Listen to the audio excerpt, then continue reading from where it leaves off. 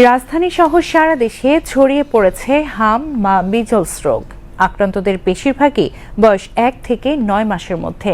চিকিৎসকরা বলছেন, রোগীদের সংক্রমণ বিবেচনায় চলতি বছরের পুরোটা জুড়েই থাকতে পারে এই রোগ। এদিকে স্বাস্থ্যমন্ত্রী জানিয়েছেন, এই রোগের প্রকোপ ঠেকাতে 604 কোটি টাকা বরাদ্দ দেওয়া হয়েছে। দ্রুত টিকা কার্যক্রম শুরুর পাশাপাশি পর্যাপ্ত চিকিৎসা ব্যবস্থা গ্রহণ করেছে স্বাস্থ্য মন্ত্রণালয় সহ সংশ্লিষ্ট প্রতিষ্ঠান। রিপোর্ট শরীফুল ইসলামের। হবিগঞ্জের 6 মাসের শিশু রায়ান হামজ্বরে আক্রান্ত হয়ে চিকিৎসা নিচ্ছেন রাজধানীর সংক্রামক ব্যাধি হাসপাতালে। তার মতো বাইজিৎ, তাসনিম, রোহান সহ আরও অনেক শিশুই হামজ্বরে আক্রান্ত হয়ে চিকিৎসা নিচ্ছেন এই হাসপাতালে। আমার বাবুর হাম উঠছে আজকে প্রায় তো 15 দিন হয়ে গেছে। বাসায় ছিলাম, আজকে এই জায়গায় আছি 7 দিন ধরে। আলহামদুলিল্লাহ অনেক ভালো। 10-12 দিন জ্বর হয়েছিল, ওষুধ খাওয়াইছে অনেক, ডাক্তার থেকে না জ্বর কমে নাই। হঠাৎ করে গোটা বাড়াবার পরে মনে হয় যে আবার দেখি শ্বাসকষ্ট, মনে হয় যে কাশি উঠেছে। এই গোটাগুটি হওয়ার সঙ্গে সঙ্গে মানে কাশি মনে হয় যে খাওয়ার মুখে দিলেই কাশি উঠে পড়ে, এরকম ধরনের সমস্যা।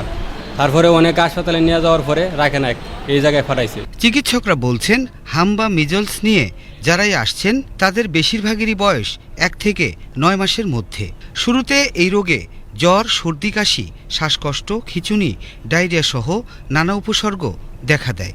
রোগীর চাপ অনুযায়ী চলতি বছরের পুরোটা সময় জুড়েই এই রোগের প্রকোপ থাকতে পারে বলে জানান চিকিৎসকরা। প্রতিদিন প্রায় 50 জন 60 জন করে হামের রোগী আসছিল। তো এখন আমাদের সরকার থেকে খুব দ্রুত দেশের বিভিন্ন হাসপাতালে হামের চিকিৎসার ব্যবস্থা করার কারণে এখানে রেফার্ড হয়ে রোগীর সংখ্যা কিছুটা কমেছে। আমাদের এখানে যে রোগীগুলো আসছে তার মধ্যে অর্ধেকেরই বেশি রোগী হচ্ছে 9 মাসের চেয়ে কম বয়সী রোগী। 3-4 মাস বয়স থেকে শুরু করে 9 মাস 10 মাস বয়স পর্যন্ত রোগীর সংখ্যা সবচেয়ে বেশি, তবে 1 বছর 2 বছর বয়সী রোগীও আছে। তাই এই রোগ প্রতিরোধে টিকা গ্রহণের পাশাপাশি নিয়মিত মাস্ক পরিধান, ভিড়ভাট্টা এড়িয়ে চলা ও নিয়মিত হাত ধোয়ার পরামর্শ চিকিৎসকদের। আমাদের যে হামের রোগীগুলোর অর্ধেকই কিন্তু এখনও তাদের জীবনে যে প্রথম ভ্যাকসিনটা 9 মাস বয়সে পাওয়ার কথা, তাদের সেটা পাওয়ার এখনো সময় হয়নি, তার আগেই তাদের হাম হয়ে যাচ্ছে। আর যাদের টিকা পাওয়ার কথা ছিল তাদের মধ্যে কিছু বাচ্চা আছে যারা টিকা নেয়নি, এটা হয়তো একটা কারণ।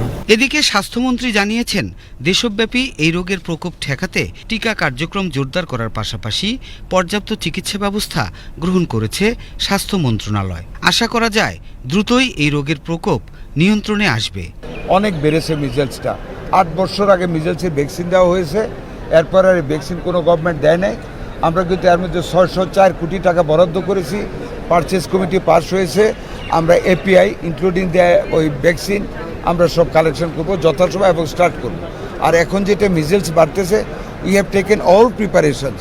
ইনশাল্লাহ আমাদের ঢাকাতে ডিএনসিসি ওয়ার্ডগুলি সব রেডি করা হয়েছে, আইসিইউ রেডি করা হয়েছে, সংক্রামক বিদ্যুৎ আইসিইউ রেডি করা হয়েছে উইথ ভেন্টিলেটার, শিশু হাসপাতালে করা হয়েছে, ঢাকা মেডিকেলে করা হয়েছে, মানিকগঞ্জে 8 ইউনিটে করা হয়েছে, ডিএনসিসিতে করা হয়েছে, নর্থ বেঙ্গলে করা হয়েছে। তাই এই রোগের লক্ষণ প্রকাশ পেলে আতঙ্কিত না হয়ে দ্রুত চিকিৎসকের পরামর্শ গ্রহণের তাগিদ স্বাস্থ্যমন্ত্রীর। Shariful Islam, BTV news, Dhaka.